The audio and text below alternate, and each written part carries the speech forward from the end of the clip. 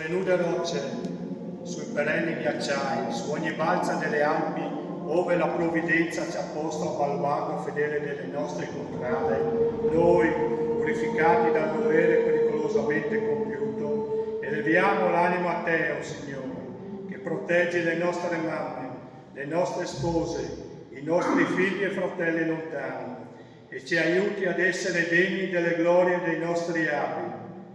Dio Onnipotente, che governi tutti gli elementi, salva noi, armati come siamo di fede e di amore, salvaci dal gelo implacabile, dai vortici della tormenta, dall'impeto della valanga, fa che il nostro piede posi sicuro sulle creste vertiginose,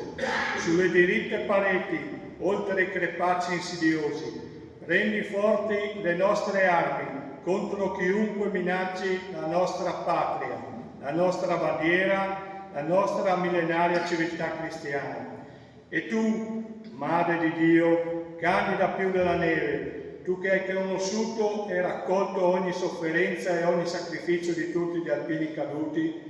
tu che conosci e raccogli ogni anelito e ogni speranza di tutti gli alpini vivi e dinami, tu benedici e sorridi ai nostri battaglioni e ai nostri gruppi. Così sia.